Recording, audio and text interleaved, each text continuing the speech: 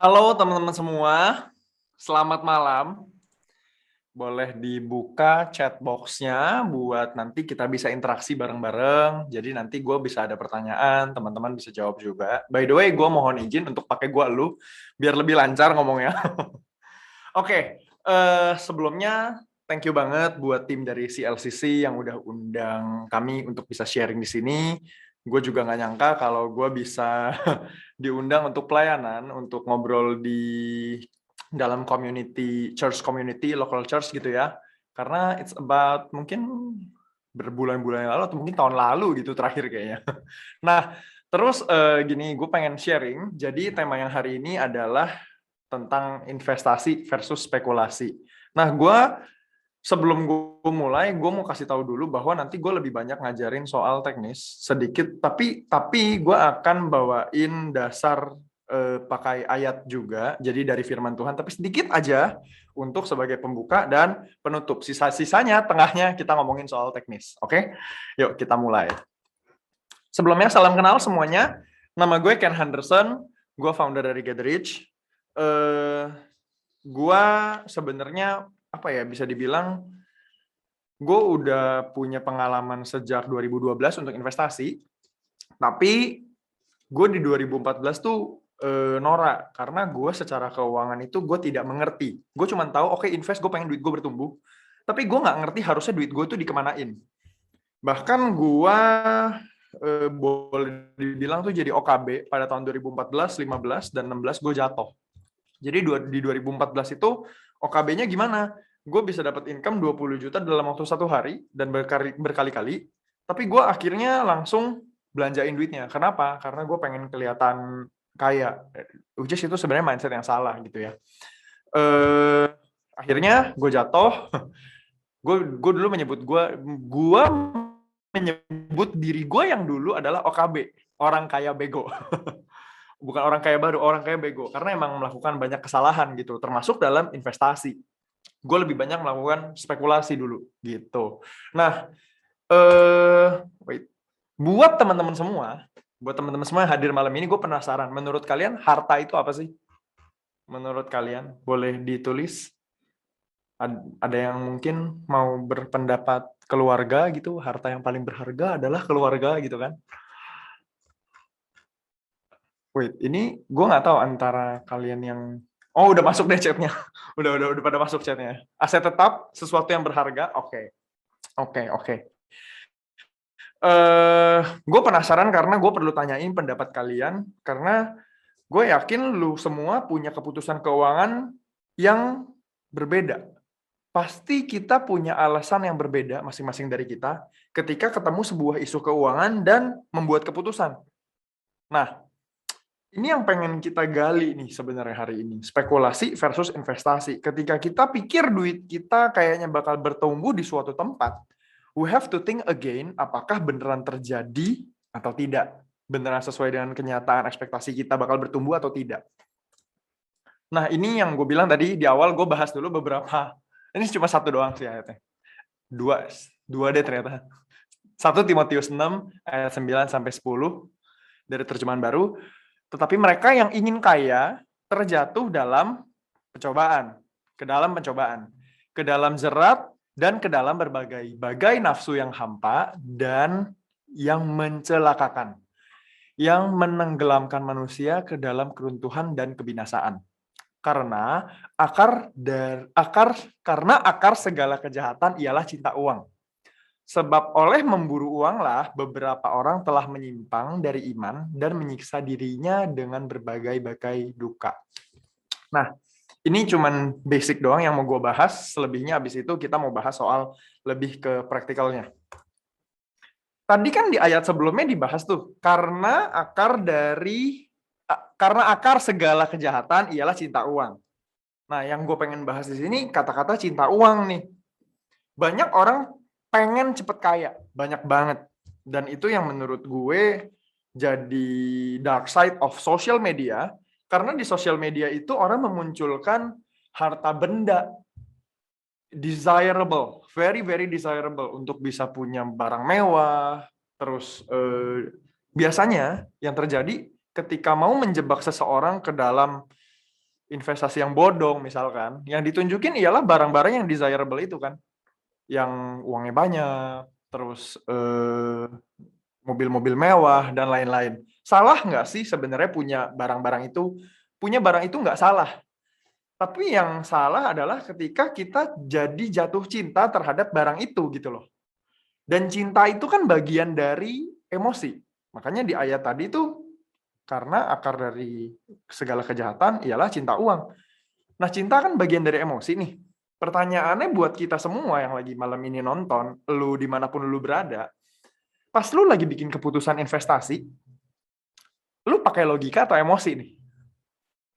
Nah, itu yang perlu dipikirin buat kita sekarang, sama-sama. Sama-sama kita mikir, sebenarnya kalau gue kemarin beli produk investasi apapun itu, gue sebenarnya ngerti nggak sih pakai logika atau emosi nih, gitu. Karena logika kita tuh udah tahu yang namanya logika seperti apa. Contoh, kalau logika itu berarti kita analisa. Kita melakukan analisa terlebih dahulu sebelum kita melakukan keputusan untuk investasi. Tapi kalau emosi biasanya gini, kira-kira kalau gue taruh duit segini bakal jadi segini. Jadi rata-rata orang-orang itu di luar sana lebih tergiur yang kira-kira, yang kelihatannya, yang kayaknya bagus daripada yang analisa. Contoh gampang, baru-baru ini ada investasi bodong yang terungkap gitu ya, yang maksudnya yang ngejebak banyak orang.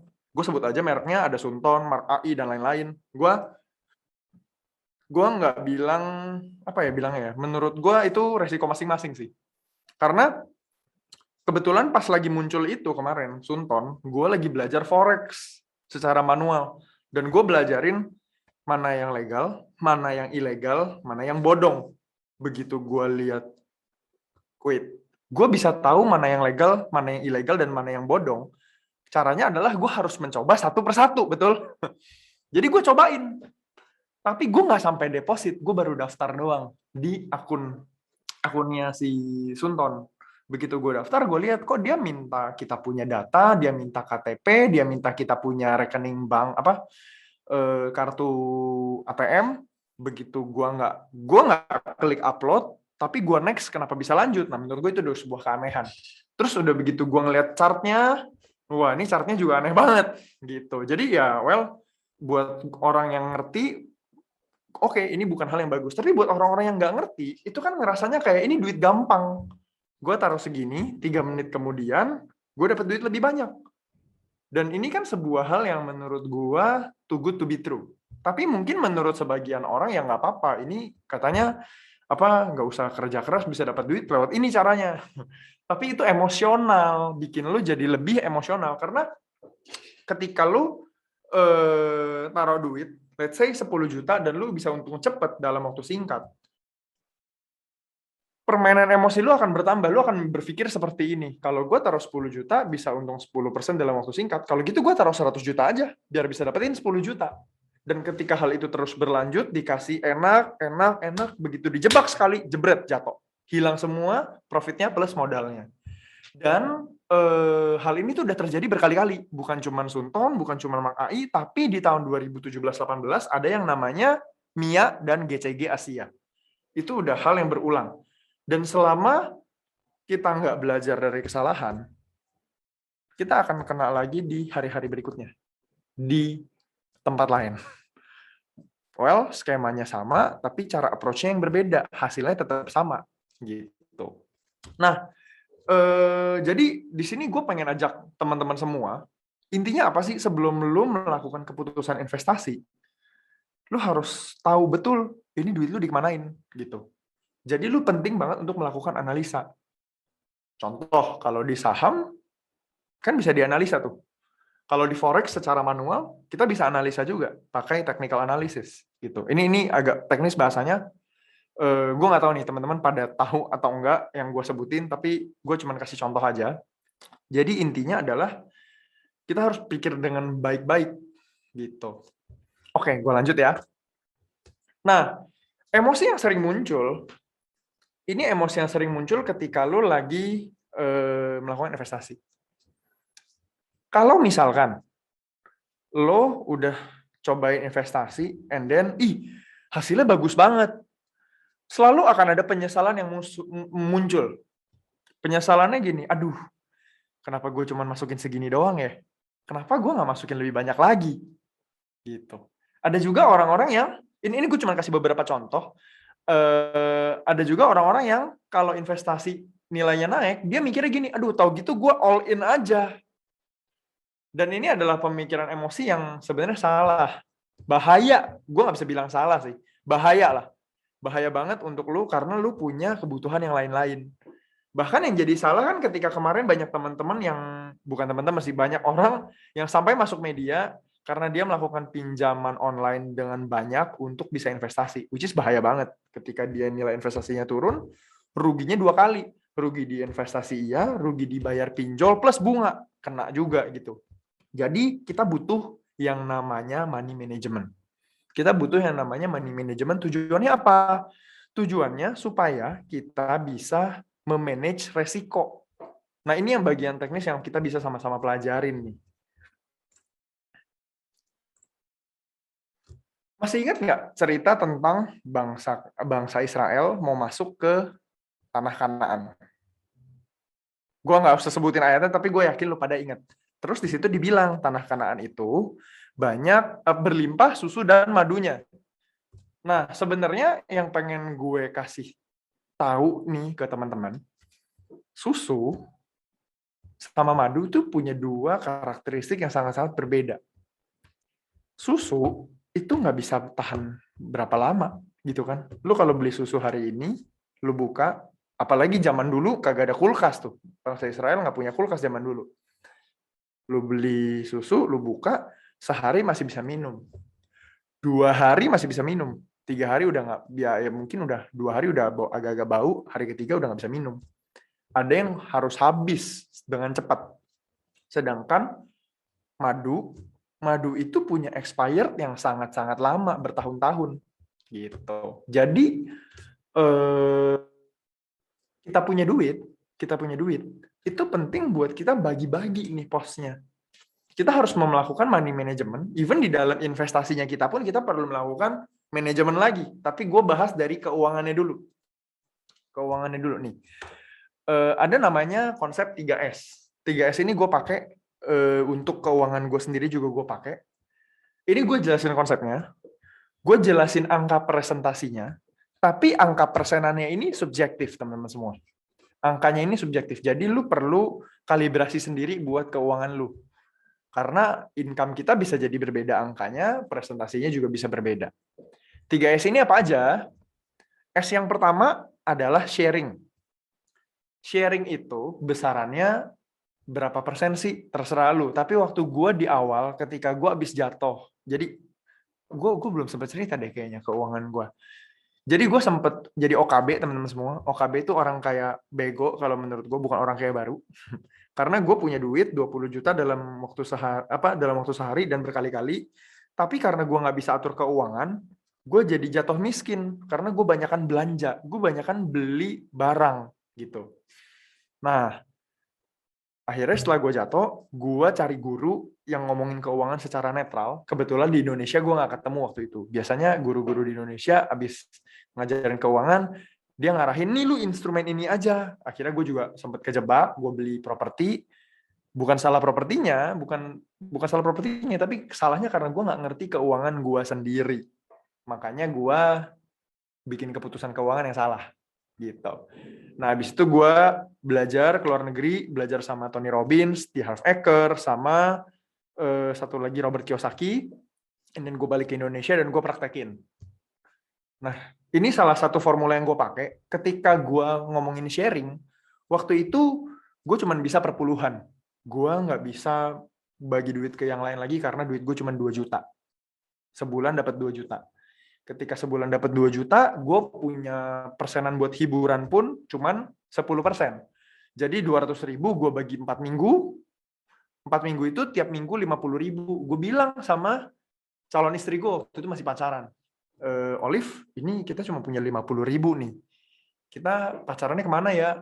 Nah, akhirnya kita lari di GBK, pulangnya makan taichan, terus minggu depannya lagi jalan-jalan ke museum gitu ya. Pokoknya yang murah-murah deh. Jalan-jalan ke museum, Museum Galeri Nasional, Monas, dan sekitarnya.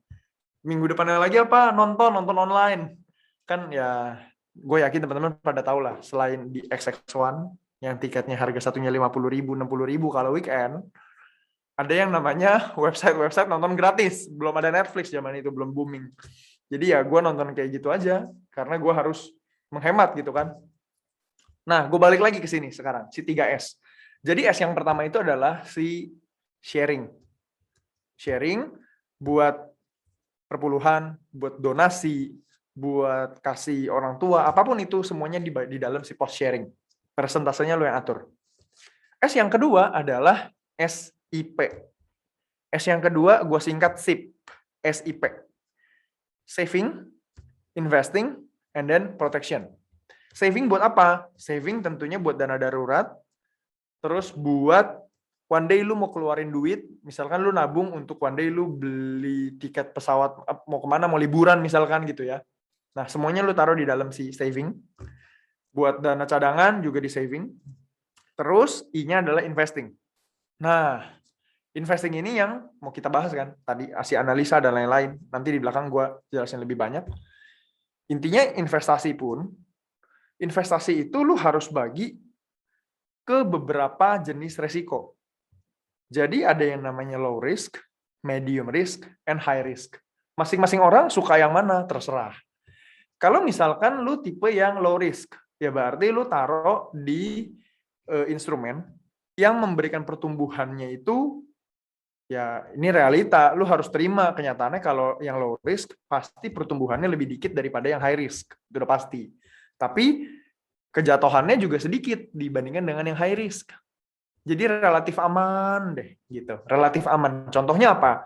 Deposito, emas, obligasi negara ya. Terus reksadana pasar uang. Itu semua bisa dikategorikan low risk, resiko kecil. Kenapa tetap dibilang ada resiko meskipun kecil? Tahun 2020 ada satu bank yang depositonya kagak bisa ditarik. Jadi orang pada panik. Waduh, mau narik dana nggak bisa nih. Nah, berarti kan bahaya tuh banknya. Dalam kondisi bahaya, orang-orang jadi pada narik semua. Kagak bisa cair.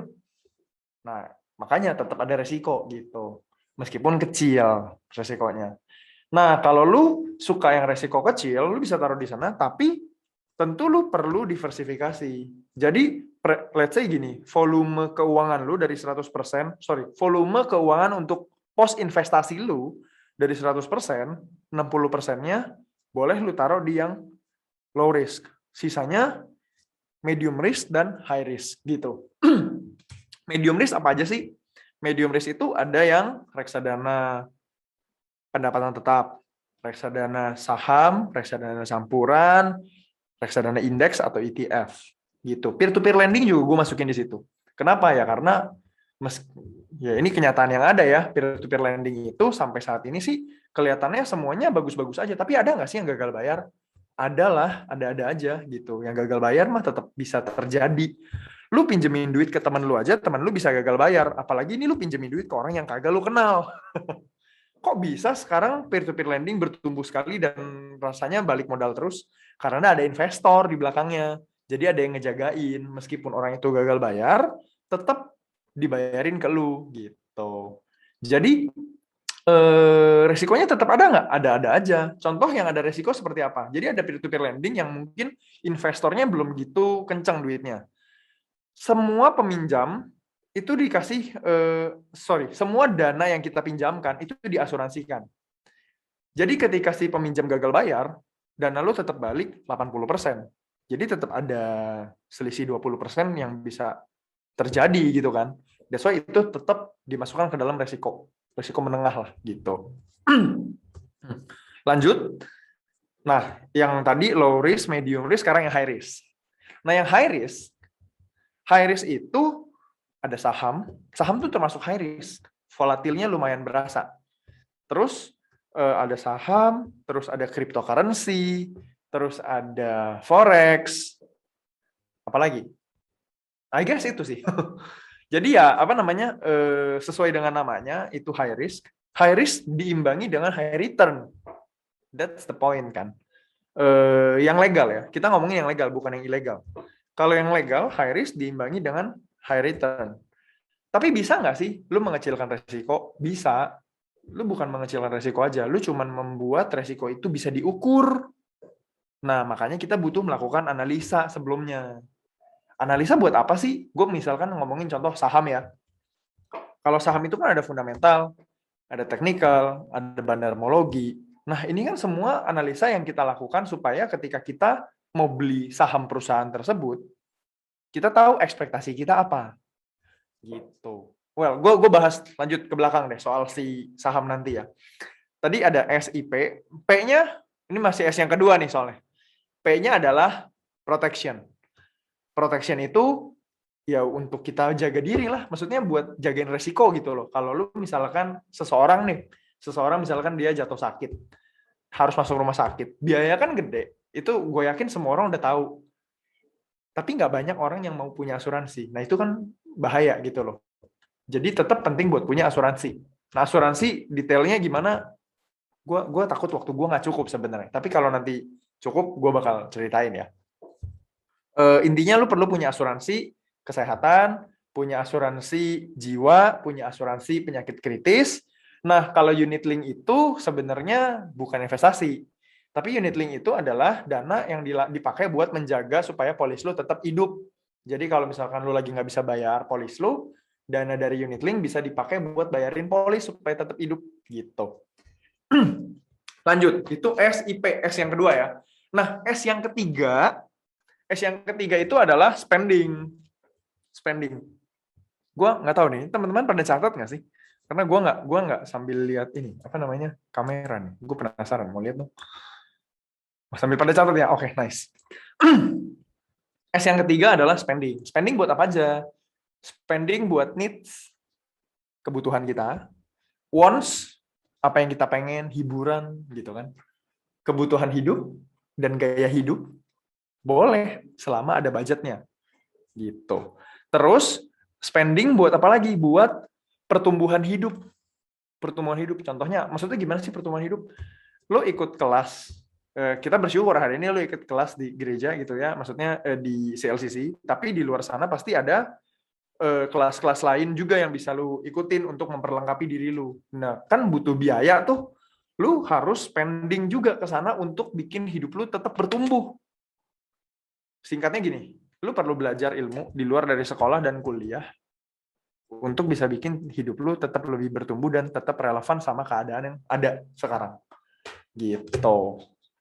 Nah, ini ada yang tulis dari Alvin. Thank you. Spending buat self-equipping. Yes, betul.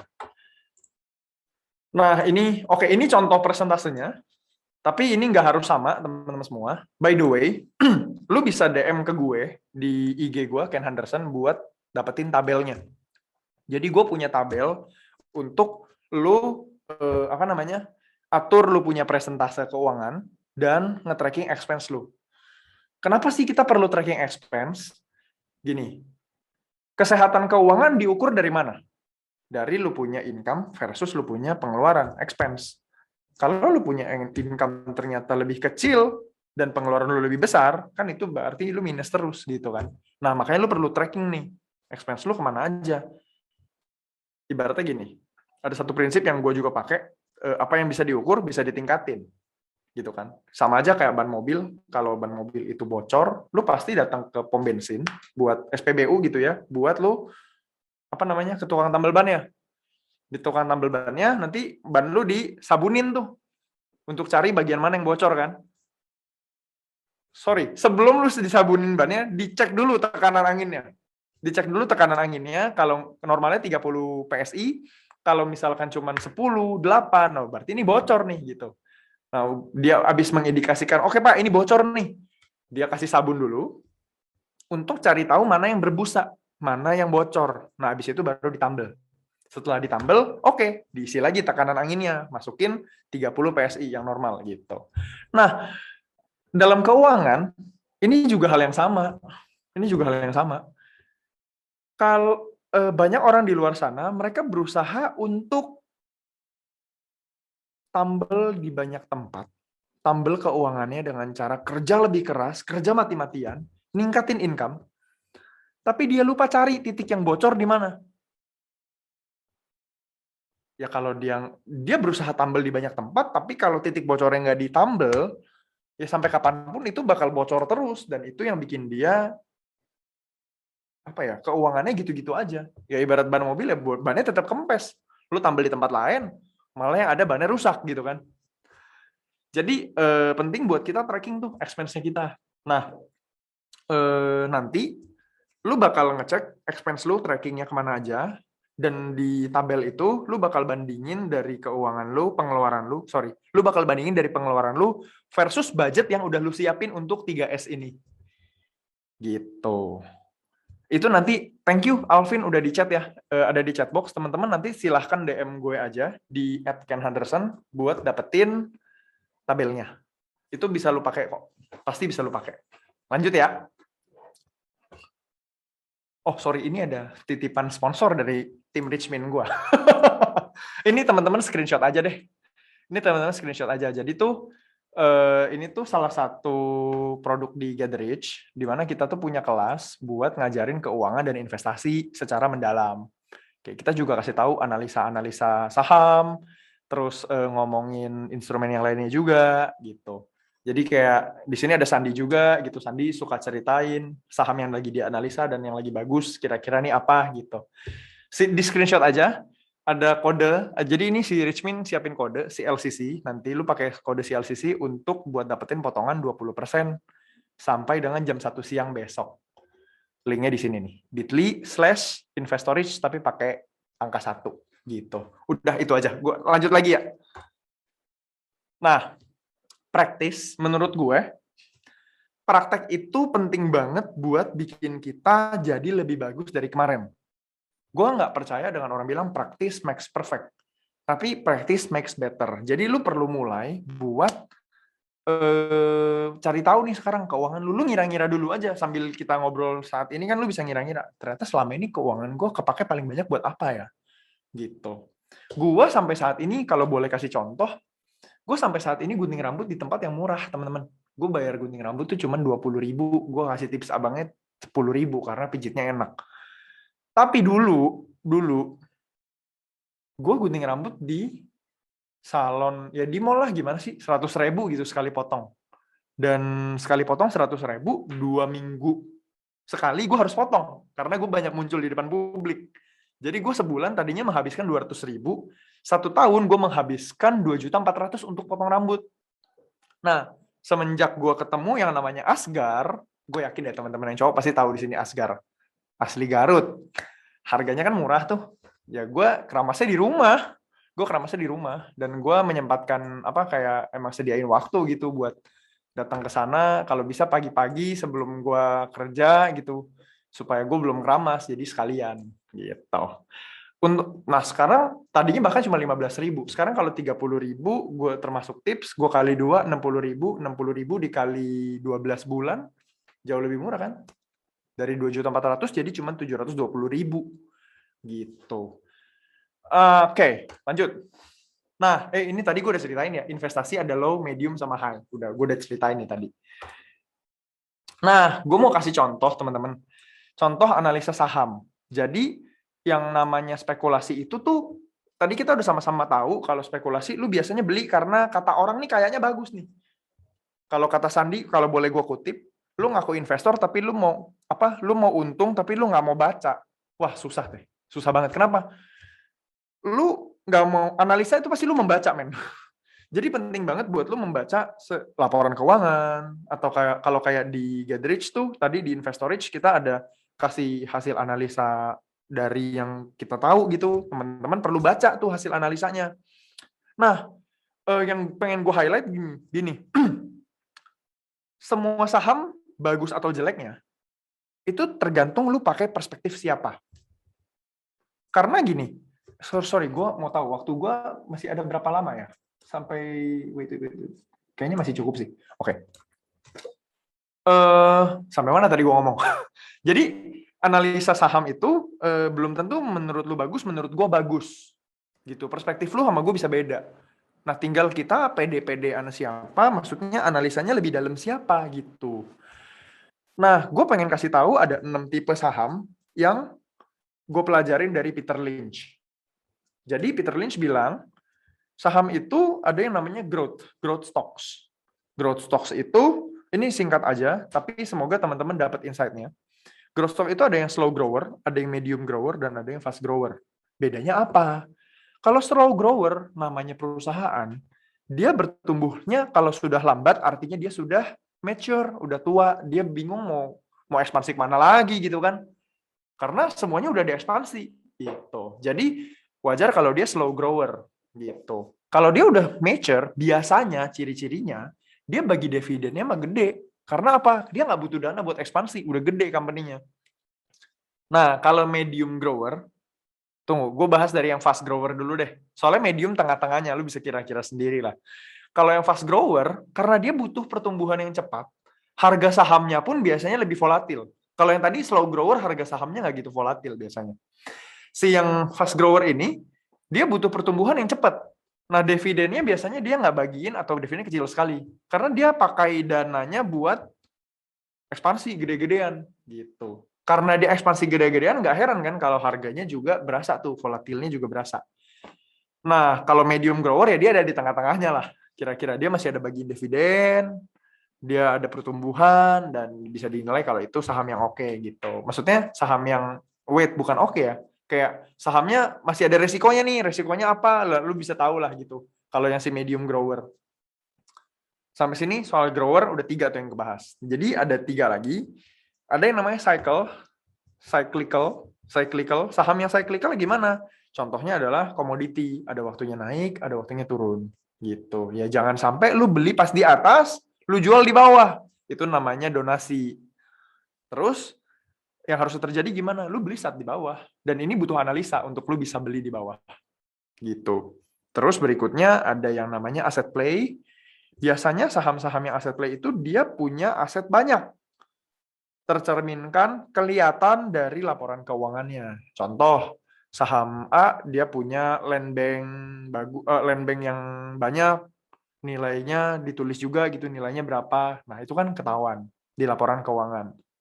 Tadi udah cycle, asset play, terakhir si gerbat atau namanya turnaround. Jadi turnaround company itu adalah company yang wah ini kayaknya udah mau bangkrut, udah kayaknya collapse banget, terus bisa comeback jadi bagus gitu. Contohnya adalah bank yang gue sebut tadi tuh 2020. Orang-orang kagak bisa tarik depositonya, tiba-tiba ada penyelamat datang, Bank Korea. Ini atau mungkin teman-teman pada udah tahu yang gue maksud ya. Bank apa ya? Jadi begitu Bank Korea datang nyelamatin, ya udah dia naik lagi kenceng tuh. Gitu. Jadi ini cuman contoh simple soal analisa saham. Jadi intinya apa sih? Menurut gue, lu butuh banget buat melakukan analisa dengan logika. Ibaratnya kalau lu lagi mau beli saham, itu kan perusahaan yang lu beli gitu. Kalau lu melakukan investasi ya, gue bukan ngomongin trading ya. Kalau trading sih kita tinggal lihat teknikal sama bandarmologi. Tapi ketika kita ngomongin fundamental si perusahaan, anggap itu company-nya lu. Lu mau beli perusahaan yang gimana nih? Lu pasti cek dong, income-nya bagus nggak? Kalau lu punya perusahaan, lu pasti ngecek gitu kan, income-nya bagus nggak nih? Income-nya bagus, modalnya bagus nggak? Sorry, dari income ke modal, gue ada selisih untung atau kagak nih? Gitu. Nah modalnya dicek dong, apa aja nih pengeluaran gue buat modal, operasional, dan lain-lain. Semuanya harus di cross check. Ada hutang nggak? Asetnya berapa? Nah itu kan harus di cross check gitu. Berikutnya, itu cuma contoh perspektif doang, masih banyak tools-tools lain kalau buat analisa. Dan kebetulan gue kasih contohnya di sini saham. Kalau di properti gimana? Kalau properti ngeceknya juga sama. Kalau lu bilang mau investasi properti, lu harus cross check. Lu yakin properti yang lu beli itu buat investasi? Gue bisa ngomong gini karena gue pernah berbisnis di properti dan gue investor juga di properti. Jadi gue ngomong kayak gini karena lebih tepatnya gue pernah salah di investasi properti. Literally gue pernah salah dan ruginya berasa. Karena barang gede gitu kan. Dananya juga gede yang masuk. Suruh nunggunya lumayan lama gitu. Ketika lu salah bikin keputusan. Jadi kalau di properti, lu cross check. Jangan cuman, gue boleh pinjem kalimat gini deh. Kalau lu bilang properti itu bagus, biasanya yang bilang properti itu bagus cuman developernya doang. Jadi kalau ada orang gembar-gemborin nih, oh properti ini bagus. Nah biasanya ngomong pasti developernya. Lu harus cari tahu kebenarannya dengan melihat perspektif orang lain. Caranya gimana? Lu cross check lah ke daerah itu yang lu mau beli, emang beneran bagus atau enggak. Lu harus tanya sama sekitarnya, perkembangannya beneran sebagus itu atau enggak. Gitu. Terus dari segi lingkungan ke depannya, perkembangannya bakal kemana? Nah itu juga harus di cross check. Beneran enggak nih? Bahkan kalau gue nge-cross checknya sampai ke Pemdanya, pemerintah daerahnya beneran ngebangun atau enggak.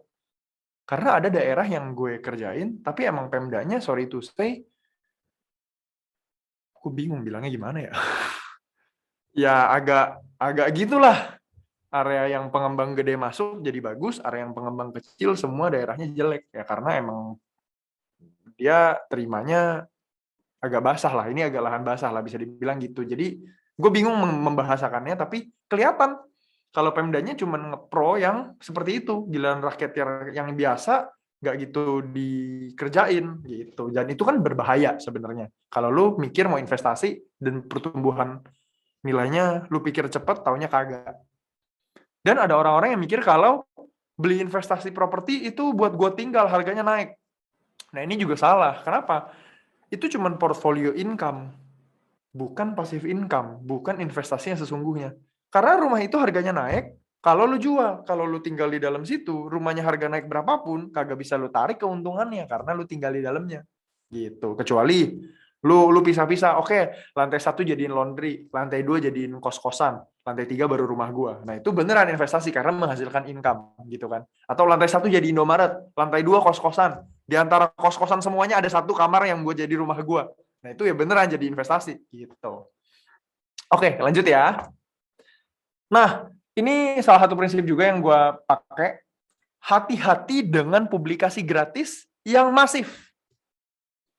Gue kalau boleh kasih contoh, itu di tahun 2017. Ada iklan gede-gedean di mana-mana, ada di billboard, di TV, di koran, ambil yang apa di koran, waktu itu masih zaman koran. Sekarang udah nggak ada ya koran ya, dikit banget gitu. Koran halaman tengah berwarna gede banget. Tulisannya gini, aku ingin pindah ke titik. Habis itu kasus.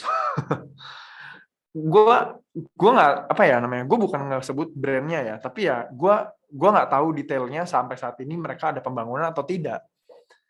Tapi berbahaya sekali ketika kita melihat sebuah investasi yang bagus lalu digembar-gemborin secara gratis, apalagi kalau ngomongnya pakai multi level marketing system.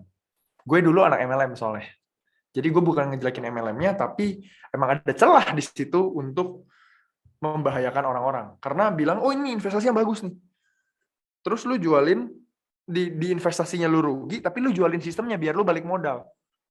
Nah itu kan sering kejadian gitu. Kebetulan gue dulu MLM-nya bukan investasi sih, tapi beneran kejadian yang banyak banget dirasain orang-orang supaya dia balik modal, dia jualin sistemnya, bukan untung dari investasinya.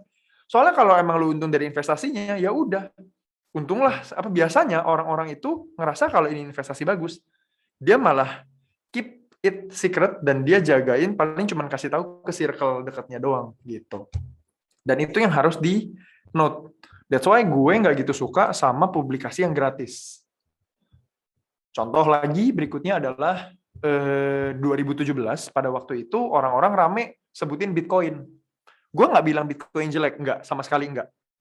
Tapi yang jadi jelek adalah ketika lu percaya sama publikasi gratis, sampai tulisannya waktu itu di berita gini. Gue nggak attach di sini gambarnya, tapi lu bisa cari di Google. 2017 bulan Desember itu titik tertingginya Bitcoin ya kalau nggak salah, atau bulan Januari 2018. And then orang-orang di media muncul gini, orang bisa sampai beli mobil, orang jadi kaya mendadak gara-gara Bitcoin.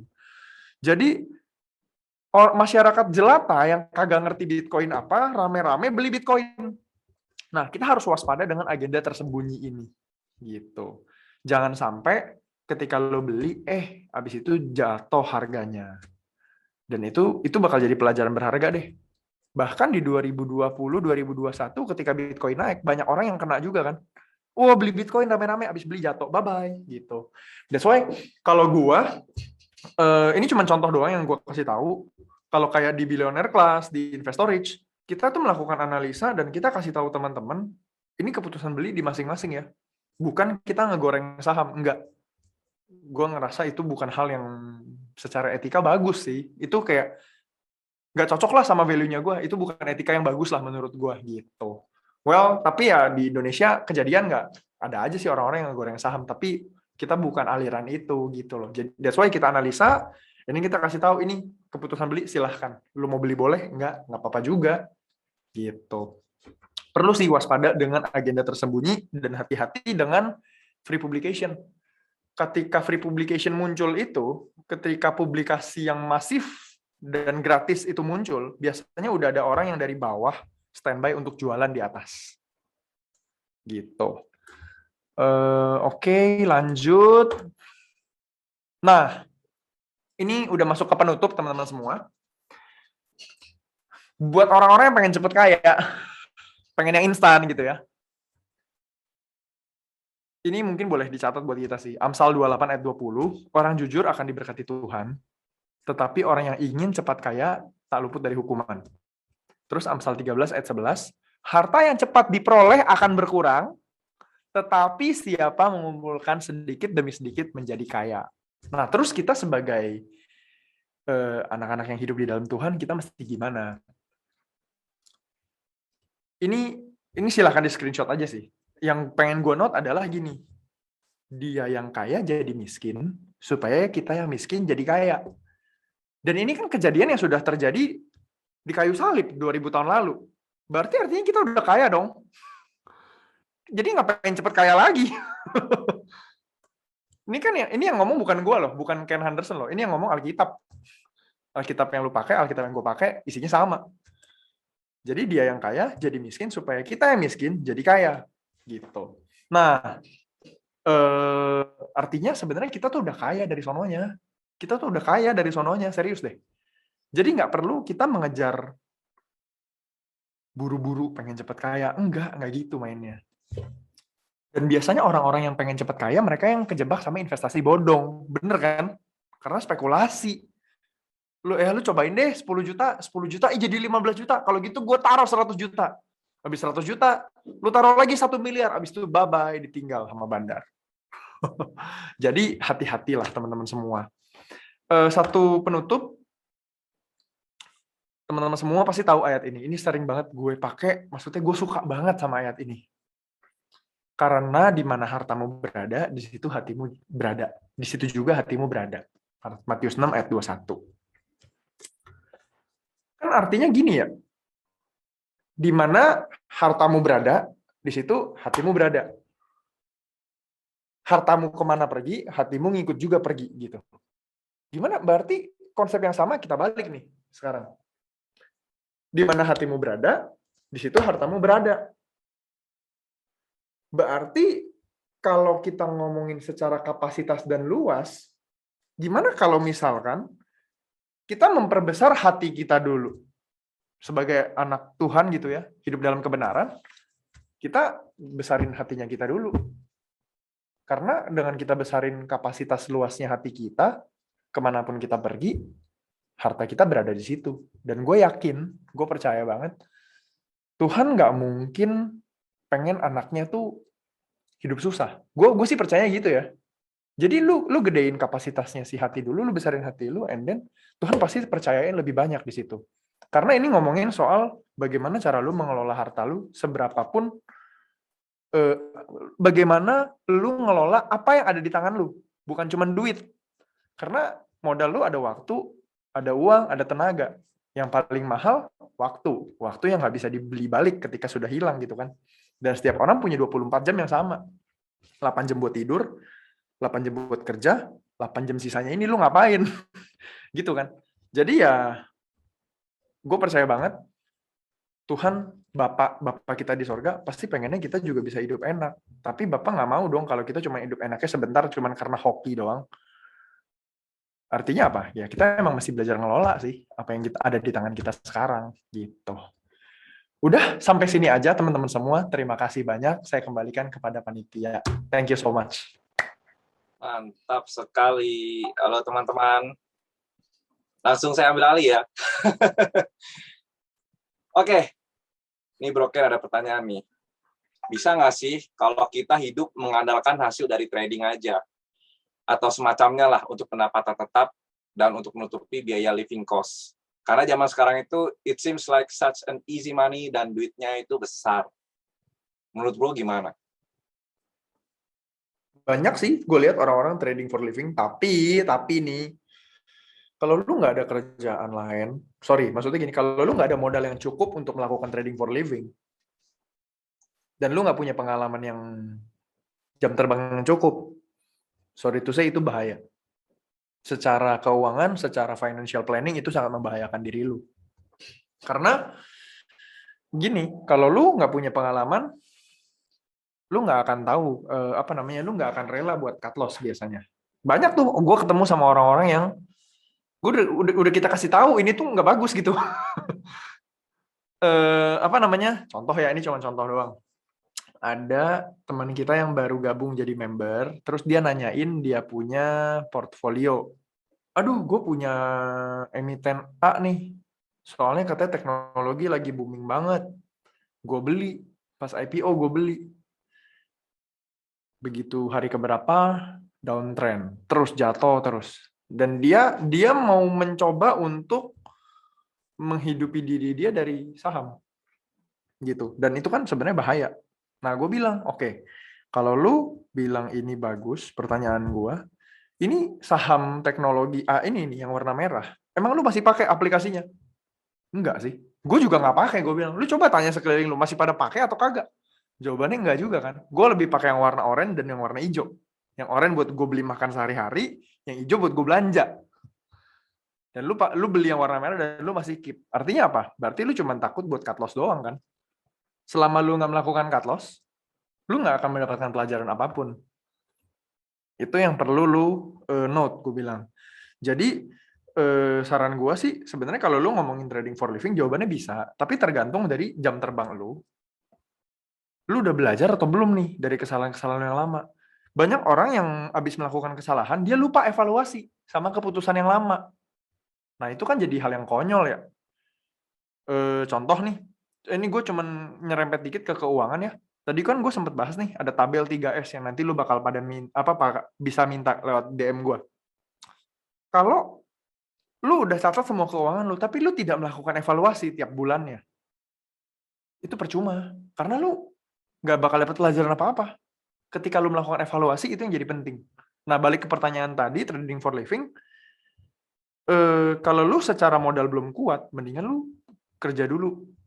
Kerja dulu seperti biasa, lalu uangnya lu investasiin. Karena yang lu perlu bandingin gini, mata uangnya tuh waktu sebenarnya. Dulu gue trading, sambil kerja gue trading. Untung nggak? Untung. Tapi gue rasa nggak bisa gitu. Gue nggak cocok, karena pekerjaan gue itu nggak 24 jam, nggak 8 jam lah, nggak 7 jam, 6 jam di depan laptop. Gue ada di jalan waktu itu. Jadi gue kadang gue nggak tahu kapan momentum maksimal, potensi maksimal gitu. Jadi pas gue jual itu udah bukan di titik bagusnya, udah agak turun dikit gitu, baru gue ya udah gue jual. Jadi kayak sayang. Nah, gue bandingkan dengan kalau gue fokus kerja, karena kan di mana hartamu berada, di situ hatimu berada tuh. Ketika lu trading gitu-gitu kan, ya itu duit lu juga gitu kan. Gue akhirnya fokus, mendingan gue kerja aja seperti biasa. Maksudnya di dalam get rich maupun di bisnis yang lain gitu ya, dan uangnya gue investasiin gitu. Kalau nge-trading pun gue swing trade gitu sih. Semoga menjawab ya. Mungkin dari Sandy ada tambahan, Sen? Silakan, Sen. Oke, kalau gue dari praktisi ya. Kalau misalnya Bro itu siap mau nanya trading for living itu bisa. Cuma maksudnya gini. Tadi kan ada, karena zaman sekarang it seems like such an easy money. Nah, itu zaman sekarang, Bro. Jadi gini, di market itu semua ada siklus. Nah, kemarin gitu kita dapat siklusnya waktu habis krisis, di mana kita saat ini lagi recovery, di mana ketika recovery semua kelihatan naik kan, dan it seems like easy gitu, bener easy. Cuma maksudnya akan ada suatu saat di mana semua investment itu, terutama di stock market itu akan ada saatnya di mana ketika dia mulai rebound, dia dia pasang surut ya, dia naik, lalu kemarin kita turun nih karena krisis, nah sekarang lagi naik lagi. Nah, akan ada saat di mana dia titik di tertinggi lagi. Nah, kalau teman-teman siap untuk trading for living itu kan teman-teman harus siap berbagai macam ombaknya. Bahkan waktu ketika ombak dia lagi di tinggi-tingginya. Dengan kata lain, ada saatnya ketika dia turun, mungkin beberapa waktu it's not a good things untuk trading gitu loh. Mungkin bisa kecil hasilnya. Apakah siap? Karena perbedaannya trading for living dengan teman-teman bekerja atau berusaha adalah kalau misalnya teman-teman usaha, mungkin kalau nggak laku jualan, itu jadi stok ya, ada barangnya, nilainya nggak turun. Cuma gimana caranya menjualnya. Kalau di sini, kalau trading for living, itu cuma dua, risk or loss. Gain or loss. Nah, siap nggak dengan tiba-tiba equity berkurang? Nah, itu semuanya ada siklusnya. Jadi mungkin bisa dipertimbangkan baik-baik dulu sebelum trading for living. Karena jam terbang itu penting banget. Jadi menurut saya, kalau misalnya memang masih baru, ya perdalam dulu pengalaman saat ini. Ini nih memang lagi timing yang bagus, perbanyak aset saat ini, sambil belajar. Siapa tahu nanti memang sudah siap. Kalau bisa membangun bisnis, it's lebih better lagi. Balik lagi, risk profile teman-teman masing-masing yang berbeda. Disesuaikan. Gitu. Oke, ini ada pertanyaan berikutnya, cukup menarik juga nih. Mau bertanya, kalau di saham itu kan ada analisis teknikal dan fundamental di saham. Nah, itu berlaku juga nggak untuk kalau kita membeli reksadana saham? Karena kan kalau reksadana saham itu udah sepaket dari manajer investasinya. Kalau boleh tahu gimana cara analisanya? Nah, ini pakar broken nih. Silakan, Bro. Sebenarnya gini sih, kalau lu tadi pertanyaannya teknikal kan ya? Ya, kalau di saham kan ada teknikal dan fundamental. Nah, kalau reksadana gimana cara analisanya? Oke, kalau di reksadana itu, lu percaya sama lu taruh duit, lu titip duit ke manajer investasi, gitu kan? Dia yang memanage duit lu. Kalau di reksadana itu, kalau apa sih namanya fund fact sheet, ada namanya fund fact sheet, gitu. Jadi dia taruh duitnya kemana aja, lu bisa lihat di situ, gitu. Ada historicalnya. Data yang muncul itu adalah data historicalnya. Jadi lu bisa lihat nih selama ini dia taruh duitnya kemana aja ya, gitu. Sehingga ketika lu ketika lu taruh duit di situ, oh lu tahu nih kira-kira duit lu kemana, gitu. Kuncinya sih sebenarnya lu buka aja fund fact sheet-nya dia, terus lu baca deh presentasinya kemana aja ya. Bahkan kalau lu mau beli sahamnya langsung, lu bisa ikutin caranya dia taruh, gitu. Itu aja sih paling. Mungkin dari lu, San, kalau ada mau nambah boleh. Kalau misalnya cara menganalisa reksadana ya, bisa kita lihat ininya kali ya, historinya ya. Historinya saat ini bagaimana dan top holdingnya mungkin apa. Nah, kita juga bisa bandingin. Nah, kalau di fun facts itu kebetulan ditulis juga tuh top 5 holding atau top 10. Jadi 10 pegangan terbesar mereka. Nah, kita lihat tuh apakah isinya biasanya saham kan. Tentunya kalau kalau teman-teman beli reksadana aja kita perlu lihat lah minimal yang mereka pegang itu top holdingnya apa. Apakah saham yang nggak jelas gorengan atau memang bagus. Nah, kalau tadi ada sisi fundamental yang bisa dipakai di saham, nah teman-teman pakai sisi fundamental saham itu untuk melihat top holdingnya. Dan itu bisa jadi acuan juga apakah reksadana ini oke atau enggak atau berisiko. Nah, kita juga bisa lihat dari ada namanya risk profile ya. Nah, kan reksadana saham juga ada yang campuran yang enggak. Nah, itu teman-teman bisa lihat. Jadi drawdown-nya tuh misalnya di fund facts itu ditulis. Ketika krisis mereka drawdown-nya itu yaitu drawdown itu adalah titik terendah jatuh terjauh yang pernah terjadi. Nah, itu berapa jauh. Nah, itu bisa menentukan kira-kira kalau teman-teman di satu waktu ada krisis dan turun sebegitu banyak, apakah oke? Nah, jadi itu juga bisa kelihatan bagaimana si manajer investasi memanage aset mereka seberapa jauh risikonya ya. Oke, semoga menjawab. Kita ke pertanyaan berikutnya. Nah, pertanyaan berikutnya ini nggak ada yang mau resen bertanya via live ya. Kita lanjut aja ya. Halo Kak Ken. Kalau ada boleh. Ya, jangan lupa resen. Halo Kak Ken, mau nanya dong. Bagian SIP tadi, sip. Kalau dana darurat, lebih baik disimpannya di mana biar nggak berkurang nilainya. Thank you sharingnya. Oke, kalau dana darurat, itu lu bisa taruh di beberapa tempat sih. Ya, pilihannya nggak banyak, tapi kalau menurut gue oke lah. Contohnya adalah reksadana pasar uang. Reksadana pasar uang kan low risk. Jadi lu bisa taruh situ. Terus bisa juga di tabungan. Zaman sekarang tuh bank online itu banyak kasih bunga yang lumayan menarik. Bank-bank online tuh kasih bunganya lumayan menarik dan depositonya bisa cair kapan aja, nggak kayak yang bank-bank zaman dulu yang warna biru 3 huruf gitu kan. Kasih deposito ya lah cuma 4%, belum potong 20% bunga deposito ya. Jadi lumayan sedih sih. Nah, sedangkan bank-bank yang zaman sekarang nih, ya contohnya yang warna ungu, yang tiap kali kita di jalan mall itu dipepet terus, dia kalau nggak salah kasih 6%, 5%-an. Ya lumayan lah, lebih banyak. Ya, setuju sih. Gitu. Kalau kita hanya ingin dana nggak berkurang, money market bisa jadi jawaban. Bank-bank online juga bagus tuh. Iya, Depositonya soalnya di atas rata-rata saat ini. pasti. Biasanya selalu gitu sih. Heeh. Karena mereka lagi bakar uang. Iya, makanya ya boleh lah, nggak apa-apa. Oke, pertanyaan berikutnya. Wah, ini agak teknis nih. Mau tanya, apakah saham termasuk compound interest? Karena saham kan nggak ada interestnya. Nah, ini menarik. Silakan, bro. Oke. Gini, kita ngomongin saham itu, ada saham yang bagi dividen, ada yang nilainya bertambah gitu. Jadi nilainya bertambah tapi dividennya dikit, ada nggak? Ada aja.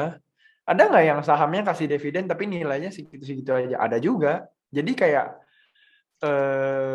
PR-nya dianalisa sebenarnya. Literally serius, PR-nya dianalisa. Kalau lu buka laporan keuangannya, lu bakal tahu pergerakannya dia selama ini ngapain aja. Dan lu bisa menilai sebenarnya bisnis yang dia lakukan, keputusan-keputusan dia itu bagus atau enggak gitu. Jadi ya PR-nya dianalisa sih. Kalau mungkin kalau malas analisa ya baca analisa yang Sandy kirim di Investorage kali ya. Itu aja sih paling. Mungkin lu San, dari lu ada nggak? Oke. Kalau jawaban gue sih, ya kalau kita ngomong interest ya interestnya. Jadi kalau kita ngobrol bicara tentang investasi saham ya, the real return of investment, stock investment itu dividen. Jangan lupa, jadi kita bicara bukan kita ngobrol tentang capital gain, karena pada awalnya saham itu adalah kepemilikan. Kita membeli kepemilikan bisnis. Nah, jadi di mana waktu kita memiliki bisnis tersebut, kita punya hak atas keuntungan mereka, yang di mana nanti mereka akan bagikan setiap tahunnya dalam bentuk dividen. Nah, apakah bisa dikompon? Tentunya bisa. Waktu ketika dividen tersebut dibagikan, ya kita bisa reinvest kembali. Misalnya kita membeli bisnis lain yang menurut kita punya potensi juga dari hasil dividen tersebut. Nah, ini sudah banyak sering dilakukan sama praktisi-praktisi ya, terutama beberapa investor-investor yang sudah besar ya. Mungkin teman-teman sudah sering tahu Lo Keng Hong juga melakukan seperti itu, karena saya bicara, karena ngobrol dengan dia, beliau memakai dividen-dividen dia yang dia bergulung terus, dia pakai lagi untuk membeli saham kembali. Nah, itu yang membuat compounding effect ke depannya. Gitu. Jadi bisa ya saham ya, konklusinya. Jadi next, Koken. Nah, ini menarik kok, Bro Ken. Jadi kita ada yang mau tanya, bagaimana pendapat Koko tentang investasi emas? Oke. Jadi, by the way, abis ini ada 2 partisipan yang udah raise hand, jadi mungkin abis ini boleh kita tanyain langsung gitu. Kita jawabin langsung. Jadi kalau investasi emas, sebenarnya gini, gue ada live sama Ryan. Ryan itu kakak kelas gue, ada di Goodreads live-nya. Level apa? Investasi emas tuh ada beberapa level. Contoh yang paling rendah levelnya itu adalah ketika kita beli emas fisik.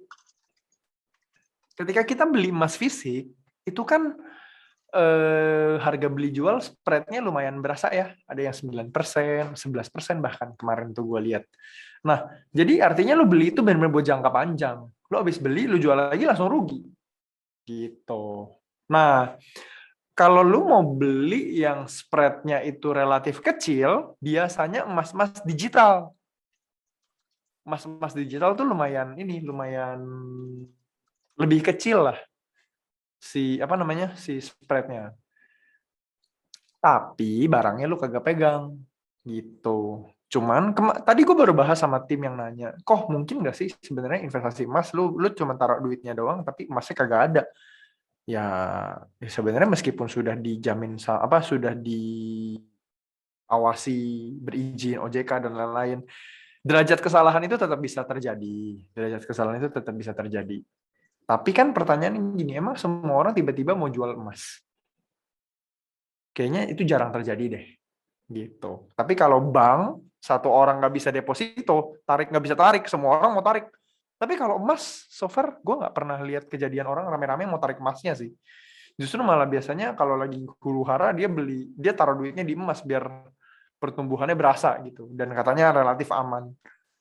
Nah, padahal kalau kalau dari sisi emas ya, menurut gue ya, emas itu punya gue lupa ya data yang gue sajiin tuh ada di mana. Tapi gini, lu lihat deh dari tahun 2008 kan ada krisis ekonomi ya global tuh karena gara-gara Amerika subprime mortgage.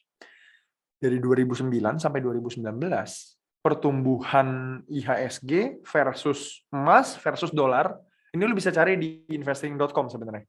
IHSG tuh segini pertumbuhannya, si emas itu segini, dolar tuh segini.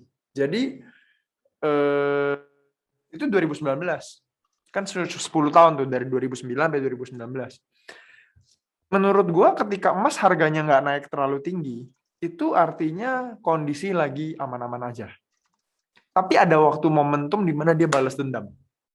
Which is krisis. 10 tahun sekali, berapa tahun sekali, yang itu yang namanya krisis pasti ada. Dan ketika krisis, itu waktunya untuk, menurut gua nih, gua nggak tahu menurut lu bisa beda. Itu waktunya untuk jualan emas, bukan buat beli. Cari titik tertinggi, ini jualan. Gitu. Menurut gue sih gitu. Mungkin dari Sandy kalau ada mau tambahan atau langsung ke yang tanya. Kalau Mas oke sih. Oke, kita langsung ke yang itu ya, bertanya live ya. Dan ke Pak Yahya Sumitro, mungkin boleh panitia bantu buka. Ya, silakan Pak Yahya. Oke, thank you buat kesempatannya buat Ken dan Pak Fendi. Itu cuma mau nanya, kalau kita sebagai value investor, artinya kan kita berpacu dengan kapan kita beli di bawah dan pertarungannya itu dengan waktu. Karena kan kalau value investor kan kita nggak bicara naik turunnya saham dalam waktu pendek. Pertanyaannya kan seringkali orang-orang itu nggak sabar. Ada beberapa emiten yang sudah bigger sekali atau bahkan sekali lebih. Nah, pertanyaannya, kalau suatu emiten sudah bigger sekali, bagaimana analisa Anda? Apakah Anda tetap keep dengan pertimbangan fundamental tertentu dan forecastingnya, atau kita mesti sell dan kita cari lagi yang value-nya masih under value? Thanks, itu aja. Thank you. Gue dulu, lu dulu, Sen. Gue dulu kali, habis itu baru lu ya. Ya, lu dulu aja, Bro. Oke. Thank you, Pak Yahya Sumitro, buat pertanyaannya. Sebenarnya kalau dia udah beggar satu kali, ataupun berapa kali dia beggar, mungkin kita kalau di posisi sebagai invest yang udah pegang barang, kita tetap ngecek sih plan-nya. Karena kata orang di luar sana ada yang bilang beli saham terus tinggal tidur gitu. Gue kurang gitu setuju sih sebenarnya. Soalnya gini, habis lu beli saham, meskipun investing, kita tetap perlu ngecek plan-nya kita, plan investingnya kita masih sesuai nggak dengan kinerjanya si saham tersebut gitu. Jadi ya kalau misalkan dia udah naik, udah beggar, naik 100% gitu ya, dicek dia masih kinerjanya masih oke nggak nih. Kalau masih oke ya udah. Tapi kalau udah ada tanda-tanda nih, oh dia udah nggak sejalan ya sama plannya kita. Makanya kan di awal kita perlu analisa untuk bikin plan kan, trading plan maupun investing plan kan. Kalau emang udah enggak ya udah kita jual gitu. Itu aja sih, Sen. Mungkin dari lu. Oke, pertama mungkin mau menerangkan dulu beggar itu apa. Jadi beggar itu suatu istilah yang biasanya kalau kita investor pakai untuk return yang sudah 100%. Jadi kalau 100% itu kita sebut beggar, kalau udah 200% seterusnya itu disebutnya multi-bagger. Nah, untuk menjawab pertanyaan Pak Yaya dari sudut pandang saya bahwa mungkin mirip dengan jawaban Ken. Jadi kalau saya pribadi sebagai praktisi, nah itu saya biasanya suka melihat dulu, kira-kira apakah masih ada katalis berikutnya. Pertama kan kita pasti butuh yang namanya katalis untuk emiten tersebut. Kalau kita lihat saat ini mungkin yang paling cocok iklimnya adalah batu bara ya, kan udah ada yang bejer. Nah, kalau dilihat ini kan sebenarnya batu bara belum selesai ya, karena kita lihat musim dingin baru mulai, the winter is coming, dan coming-nya baru bulan Desember. Saat ini belum mulai, kemarin turun justru it's like, ya itu cuma untuk cara kita untuk menambah. Nah, kalau apakah kita pasti hitung bagaimana proyeksinya bagaimana. Jadi kalau misalnya dengan harga batu bara, misalnya komoditasnya sekarang ini misalnya di $150, itu kan masih bagus buat perusahaan. Nah, apakah demand-nya masih ada? Nah, kalau kita lihat ternyata demand semua masih ada. Kita lihat bagaimana international institutional fund. Nah, biasanya sih kita baca berita sih. Bagaimana pandangan mereka juga di luar negeri sana tentang coal. Jadi itu akan jadi acuan kita juga. Nah, kalau misalnya udah beggar sekali, itu sebenarnya balik lagi. Apakah sudah menemukan, kan cara kita menjual sebagai value investor itu dua. Ketika pertama adalah fair value tercapai, atau kedua kita menemukan perusahaan yang berikutnya masih under value. Kenapa kita menemukan saham under value terus kita jual? Kita bicara logika aja, kita bicara upside ya, upside-nya masih tinggi. Nah, kita kan mau menggunakan efek compounding atau efek bunga berbunga kalau bahasa gampangnya. Nah, kita mau pakai efek bunga berbunga tersebut untuk menghasilkan lebih. Sehingga kalau misalnya sudah beggar, ada satu emiten, kita udah untung 100%, lalu kita jual setengahnya nih ke saham yang punya upside juga mungkin 100% lagi. Itu kan kita resiko kita di salah satu saham udah hilang, kita tinggal menikmati apakah dia masih punya upside dan kita masih punya keuntungan yang kita punya itu akan menghasilkan keuntungan lagi di perusahaan yang masih under value. Jadi memang balik lagi kedua itu sih. Kalau saya selalu review tiap kuartal bagaimana fair value-nya dan bagaimana katalisnya, karena fair value itu kita bicara tentang angka tapi semuanya akan digerakkan oleh katalis. Gitu, semoga menjawab. Oke, mungkin supaya bisa enak, kita lanjut aja juga ke pertanyaan berikutnya live ya, dari Bro Daniel. Oke, silakan panitia membuka untuk Bro Daniel. Halo, selamat malam, shalom, Halo. Koken, Ko Sandi, Ko Apin. Ini sih saya Malam. kalau saya mungkin sekarang ini pengen nanya yang lebih booming. Jadi sebenarnya saya tuh orangnya terlalu cepat. Kemarin saya tuh investasi baru mulai dari reksadana, saya langsung loncat ke forex. Habis itu saya kemarin, nah ini yang saya mau tanya itu dari masalah kripto sih. Mungkin orang-orang sekarang lagi pada tahu Binance dan Bitcoin dan lain-lain gitu, NFT, fungible token kayak gitu. Saya cuma pengen tahunya kalau dari sisi Koken sama Ko Sandy gitu ya, yang sering bermainnya di saham dan di instrumen keuangan lainnya, bagaimana sisi potensi dari si token-token ini atau enggak Binance ini gitu? Apakah itu kita sebenarnya karena itu semuanya analisisnya ada di internet gitu, kita nggak pernah tahu itu bukti fisiknya itu seperti apa gitu. Apakah mungkin itu ada future investment-nya atau itu sebagai bisa kita team holder kalau sekarang kan disebut itu tim HODL gitu. Apakah mungkin itu seperti itu sih? Terima kasih. Oke. Gue dulu ya, San ya? Apa lu dulu? Oke, gimana ya, brother ya? Gue jawab dulu kali ya. Boleh. Kalau dari gue sebenarnya gini sih. By the way, teman-teman, gue pakai gue lu dari tadi, mohon maaf, nggak apa-apa ya. Soalnya kayak kebiasaan gitu. Terus baru ngeh tadi Pak Yahya jauh lebih tua, mohon maaf Pak. Usianya jauh lebih senior soalnya. Oke. Jadi kalau menurut gua sih sebenarnya kalau ngomongin koin-koin dan lain-lain, memang dari zaman dulu itu ketika uang dicetak itu kan underlying-nya emas gitu ya. Terus ketika uang dicetak dan jumlahnya banyak, itu jadi sebuah komoditas. Jadi uang is a produk sebenarnya. That's why banyak yang orang forex itu kan tradingnya yang ditradingin adalah si mata uangnya gitu kan. Nah kalau si koin ini menurut gua zaman sekarang miner udah banyak. Tapi terus terang gua nggak mendalami. Tapi gua beli. Cara gua beli adalah analisa pakai technical iya. Dan gue memperhatikan, karena kebetulan gue bermain di bisnis media, jadi si Gadrich ini punya dua lini bisnis, ada bisnis media dan bisnis training, si Investorage gitu. Nah, gue memperhatikan media, karena gue tidak percaya sama free publication, jadi gue balik logiknya. Ketika Bitcoin lagi nggak ada yang ngomongin, kan sebenarnya ketahuan kan, pakai media monitoring kan ketahuan toh, oh Bitcoin dalam belakangan ini berapa orang yang ngomongin gitu. Ya udah, ketika orang yang ngomongin sedikit dan harga di bawah, gue beli. Kalau dinilai sampai sekarang, untungnya gue udah hampir 100% gitu. Udah 90 something lah. Udah mau 100% lah. Jadi kayak eh, kalau buat apa namanya underlying, gue mungkin nggak bisa cerita begitu banyak lah. Tapi banyak teman-teman gue yang udah mulai pada mining. Tapi hukum ekonomi, gue percaya dengan hukum ekonomi. Orang bisa bilang titik equilibrium gitu kan. Dulu kalau kita belajar pas IPS dulu, pas di sekolah kelas 1 bahkan. Apa SMP gue belajar titik equilibrium. Supply sama demand, ya itulah yang dipengaruhi. Itu kan yang benar-benar mempengaruhi tuh harganya mau kemana nih gitu. Itu aja sih. Dan oh ya, kalau gue beli saham, porsinya lebih banyak karena gue percaya analisa. Karena gue melakukan analisa. Apa yang Sandy ngomongin, Sandy tampilin report, Sandy juga gue baca tuh, gue perhatiin gitu. Sebelum ada juga saham-saham yang gue beli sendiri karena emang gue analisa gitu kan. Jadi versus dengan Bitcoin gitu ya. Kebetulan yang gue pegang cuma Bitcoin. Yang menurut gue analisanya itu teknikal, ya gue volumenya lebih sedikit.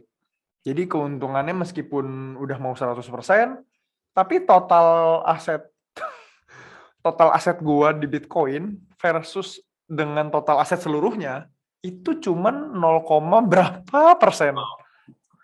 0, berapa ya? Bentar. Susah ngitungin. 0,0 berapa gitu. Tapi udah mau 100%. Tapi ya cuma 0,0 sekian gitu sih. Oke. Gua mungkin ya. Ya. Kalau kita ngomongin kripto, it's like new asset ya, new instrumen aset, di mana kemarin memang udah mulai dibahas sama CFA. Gue bukan investor di sana, tapi gue trading di sana. Nah, memang kalau untuk kita bicara tentang fundamentalnya itu masih agak blue, karena yang kita terutama kalau gue karena gue juga termasuk orang yang realistis ya.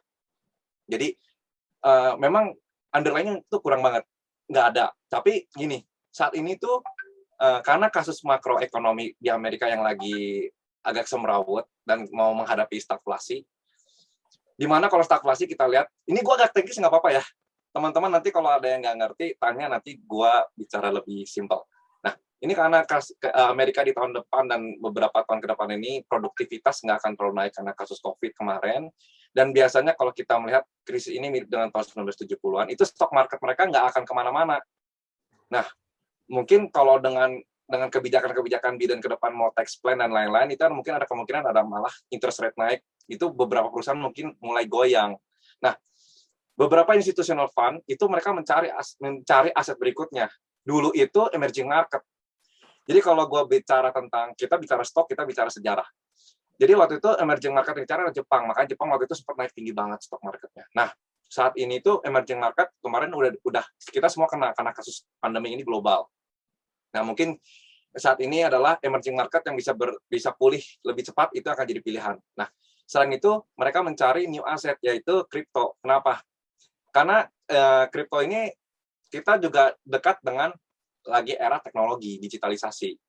Nah, udah gitu, kripto juga, kalau memang saat ini underlying base-nya nggak ada. Ini fully risk, semua orang lagi risk on karena lagi banyak namanya printing money dari Amerika ya.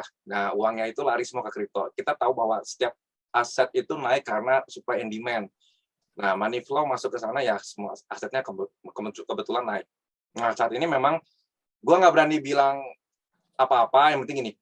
Teman-teman kalau mau trading di sana atau mau invest di sana ya, do your own research.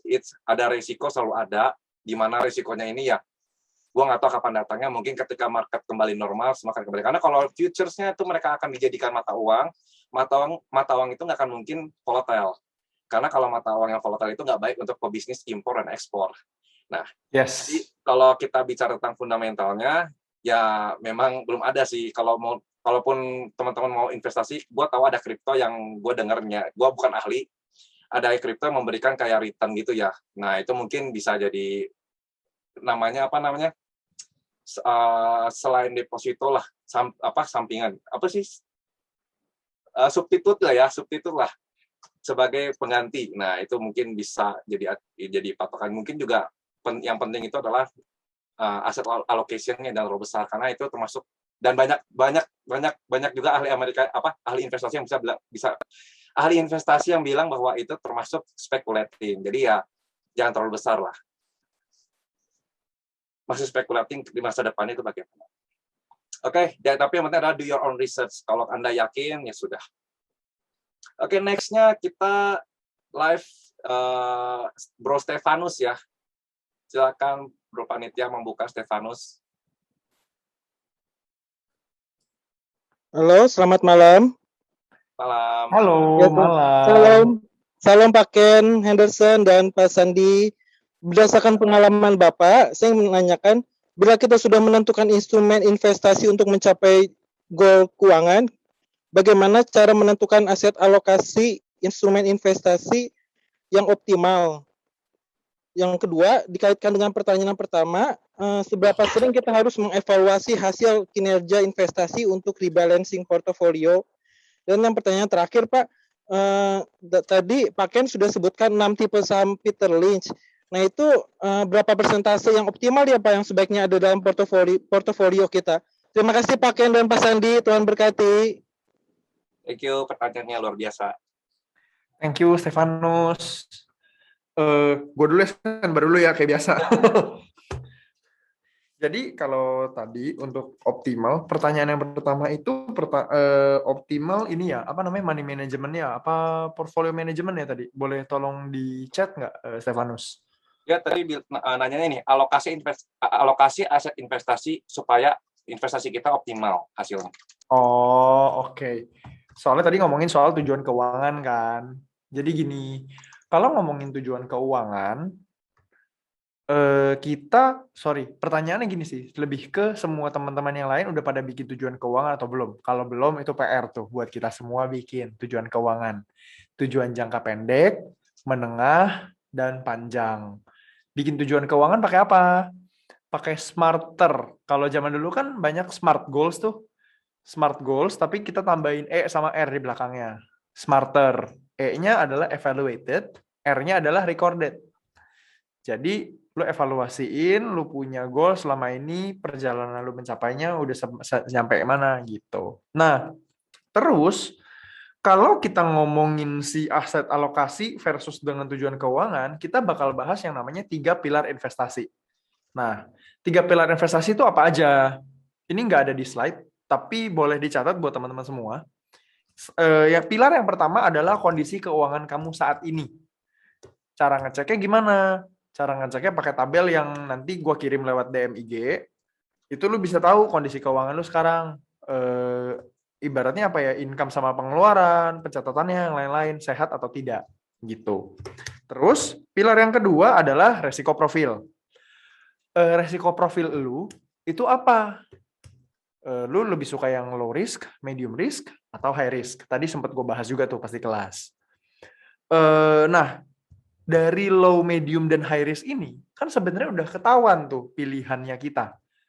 Pilihannya kalau low risk, tadi gue sempat bilang ada obligasi, reksadana pasar uang, deposito, emas. Terus medium risk, reksadana dan peer-to-peer lending, dan high risk ada si saham, kripto, maupun forex. Jadi, pilar ketiga dulu. Pilar ketiga adalah si tujuan keuangan. Nah, kan berarti sekarang kita lagi membandingkan nih, tujuan keuangan kita mau capai dalam waktu berapa lama menggunakan kendaraan yang mana, gitu. Kalau ternyata kita punya tujuan jangka 5 tahun deh misalkan, atau 3 tahun misalkan, berarti kita masih boleh ngambil yang lumayan high risk. Nah, persentase ini sebenarnya nggak ada aturan bakunya tuh nggak ada. Jadi gue bakal lebih balikin ini ke lu. Lu udah tes resiko profil lu atau belum gitu. Kalau ternyata resiko profil lu nih, waduh lu sukanya yang rendah ya. Tapi lu pengen tahun ini beli mobil, tahun ini DP rumah. Nah, nggak masuk dong maksudnya. Realitanya tuh nggak masuk gitu. Uangnya udah ada belum? Kalau ternyata uangnya udah ada silahkan aja. Tapi kalau uangnya belum ada, kan realitanya jadi nggak make sense. Artinya apa? Targetnya yang dimundurin. gitu. Targetnya yang diganti dari tadinya tahun ini mau beli rumah sama mobil digeser jadi 3 tahun kemudian, jadi 5 tahun kemudian mau yang mana duluan ya diatur masing-masing gitu. Jadi nggak ada baku sih, nggak ada bakunya sih. Cuman balikin lagi ke si 3 pilar investasi itu gitu. Semoga terjawab. Semoga terjawab. Ada pertanyaan berikut keduanya, Bro. Oh iya benar juga. Iya, ada 3 pertanyaan. Gue lupa. Pertanyaan keduanya tuh kira-kira berapa lama sih melakukan rebalancing? Oke. Kalau rebalancing, sebenarnya sih kalau rebalancing ini jawabannya subjektif ya. Tiap orang bisa beda-beda gitu. Karena keputusan investasi dan keputusan rebalancing lo itu nggak bisa dibikin aturan yang baku. Bahkan kita semua tahu lah Warren Buffett punya guru namanya Benjamin Graham. Benjamin Graham jadi kaya banget. Jadi gue lagi baca buku namanya Psychology of Money. Di situ ditulis kalau Benjamin Graham bahkan melanggar peraturannya dia sendiri ketika beli saham Gaesco kalau nggak salah namanya dan jadi kaya. Jadi kayak is that a luck or what gitu kan? Jadi kayak pasti ada keputusan lo yang terpengaruh sama emosi ketika bikin keputusan keuangan. Sedikit banyak pasti ada ngaruh. Nah, jadi kalau rebalancing, kalau yang gue lakukan ketika gue udah beli saham A, gue akan ngecek sama plannya mereka aja. Jadi gue ngerasa, oh kalau ini plannya masih bagus nih, tapi udah mendekati target take profit gitu. Gue mulai jual sebagian, ya emang udah mulai naik gitu, udah mendekati, gue mulai buang-buang sebagian, gue mulai bisa pindahin kemana yang belum gitu jalan. Gitu. Terus pertanyaan ketiga apa ya? Gue lupa. Tadi kan ada sebut Peter Lynch, ada growth stock, ada lain-lain, ada mature stock, ada 5 kalau nggak salah kan. Nah itu berapa banyak sih alokasi untuk tipe-tipe saham tersebut? Ini sebenarnya balik lagi ke personal sih. Iya, jawabannya juga balik ke personal sih. Lu sukanya yang mana? Kalau gue nggak suka sama yang si gerbat. Gue kayak meskipun mau beli sedikit pun gue kayak nggak gitu mau. Ngapain gue mempertaruhkan kayak, hai lah ini company ngeri banget. Contoh ya, gue kasih contoh deh ada company yang gue bingung sebut merek apa enggak. Jadi ada satu company, dia itu produksi yang berbau soal logam gitu. Itu company sebenarnya udah ngeri banget, udah turn around, udah kayak udah diganti CEO-nya jadi CEO terbaik di Indonesia gitu ya. Tapi kalau dia mau company-nya maju, dia harus ngambil hutang lebih banyak untuk bisa bikin produksi yang lebih bagus. Udah gitu SDM-nya juga harus ditambah. Karena manufacturing-nya dia punya pabrik itu alatnya masih yang lama lah ibaratnya. Jadi harus diupdate. Gue nggak berani beli sih terus terang. Tapi harganya naik, balik, comeback. Ya udah. Ya gue nggak nyesel juga sih gue nggak beli. Ya kayak gue nggak nyesel karena keputusan gue yang gue tidak membeli. Gitu. I'm okay with that. Baja mungkin ya, Betul sih. Baja ya. Ya itu maksudnya. Ya. Oke, kalau untuk jawaban gue sama sih sama Broken ya. Kalau alokasi aset investasi optimal itu balik lagi ke tujuan keuangan sama risk profile. Saya singkat aja. Lalu berapa lama rebalancing? Saya juga sama sebagai praktisi, saya melihat mana stok saya yang udah mulai mencapai fair value, itu saya jual untuk cari lagi yang masih under value. Alokasi itu juga balik lagi. Kalau saya tipe high risk, saya 99% aset saya simpan di saham. Nah, gitu. Nah, oke, kita ke pertanyaan yang lain. Kita pertanyaan yang simpel-simpel deh, teknis tadi kayaknya pusing, saya aja pusing. Nah, kita ke pertanyaan berikutnya. Kok mau nanya lebih penting mana sih, investing dulu atau dana darurat dulu? Oke, gue sebelum jawab mungkin gue mau kasih tanggapan dari yang Sandy bilang, dia punya aset 99% di saham, dia high risk, tapi dia melakukan analisa. Itu yang membuat dia meskipun high risk, dia bisa iniin resikonya ya, ngukur resikonya. Gitu. Jadi tetap kita ukur gitu. Kalau emang udah nggak sejalan sama plannya ya, Sandy bakal cut loss juga. Dan kita nggak, kita tega. Nah, kita bukan nggak tega, kita tega untuk cut loss. Kita tahu itu duit. Kita nggak sayang sama duit. karena nggak boleh cinta uang gitu kan. Jadi ya udah emang waktunya cut loss lah gitu. Pertanyaannya tadi apa? Oh, dana darurat dulu atau apa? Investing dulu. Sebenarnya dana darurat dulu sih. Dana darurat dulu sih. Jadi lu mesti taruh dana darurat lu, cuman PR-nya adalah gimana supaya dana darurat lu tetap bertumbuh. Belilah yang low risk, dana daruratnya taruh di situ dan bisa dicairin kapan aja. Gitu. Oke, semoga menjawab. Lalu kita ke pertanyaan berikutnya. Nah, ini menarik nih. Lebih ke teknis lagi nih. Kok mau nanya, menurut lu sektor apa yang lagi oke sekarang? Dan tahun depan bakal oke apa? Dan kenapa? Mantap. Thank you. Ini Sandy aja lah yang jawab ya. soalnya belakangan ini teman-teman semua. Jadi gue belakangan bagi tugas. Dulu gue banyak analisa. Terus begitu kita lagi ekspansi di Billionaire Class di Investorage. Jadi gue bagi tugas, gue lebih ke bisnis development-nya gitu. Dan Sandy ini yang banyak melakukan analisa sama beberapa mentor, kan ada empat mentor gitu. Nah, analisanya dilakukan dari mentor-mentor gitu. Oke. Silakan. Oke. Mungkin ini jadi pertanyaan terakhir mungkin ya. Mungkin saya jawabnya panjang, mungkin juga enggak. Oke. Nah, oke, kalau gitu gue jawab nih. Oke, sektor apa yang saat ini yang lagi oke sekarang? Kalau sektor yang lagi oke sekarang sih, nah gue bisa bilang bahwa kita bahas dulu dari makro ya. Kita bicara kalau saat ini kita lagi in recovery moment.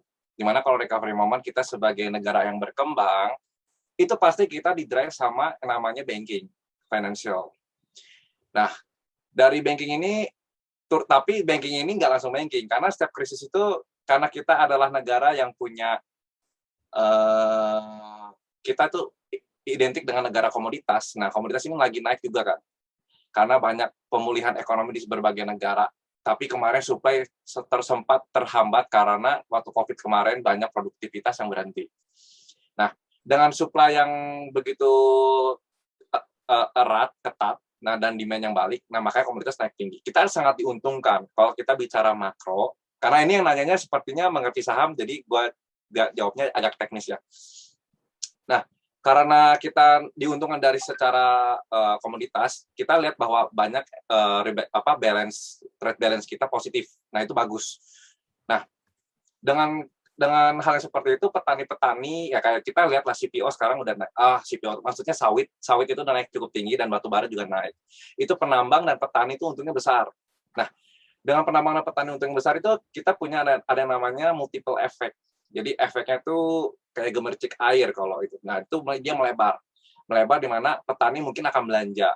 Mungkin dia bisa belanja baju sehingga sektor retail diuntungkan. Dia bisa belanja nasi atau kebutuhan lain-lain sehingga sistem konsumer bisa diuntungkan. Mungkin bahkan bisa beli mobil, di motor, sistem otomotif sektor otomotif diuntungkan, apalagi lagi ada PPNBM.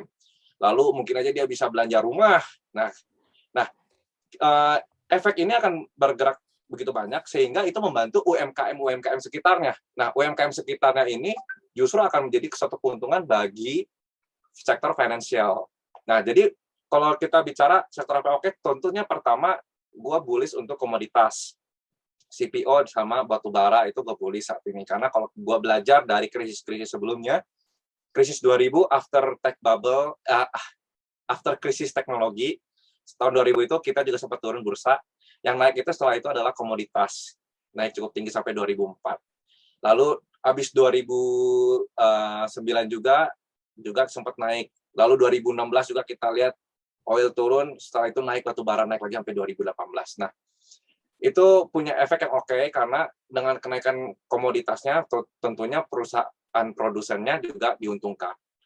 Nah, lalu setelah finance, ya mungkin tahun depan itu gue melihat adalah yang paling oke adalah selanjutnya adalah properti dan otomotif, jadi manufaktur. Nah, itu diuntungkan juga ya kalau sahamnya mungkin teman-teman udah hafal apa yang oke. Lalu sektor berikutnya yang oke di tahun depan adalah ya terakhir, yaitu consumer goods. Kenapa sih consumer goods terakhir? Karena beberapa bahan baku consumer goods itu adalah sawit. Jadi kalau sawit yang naik sebenarnya itu akan ada inflasi kenaikan harga bahan bakunya, sehingga nanti kenaikan tersebut akan dipass on ke consumer mungkin tahun depan ketika ekonomi demand power udah mulai kembali. Jadi itu berjalan terakhir. Nah, itu aja sih sektor yang mungkin tahun depan bakal oke. Nah, kenapanya juga udah gue jelasin, ini karena efek recovery-nya. Nah, mungkin itu aja sih pertanyaannya, kita tutup. Dan thank you semuanya. Thank you juga untuk Broken.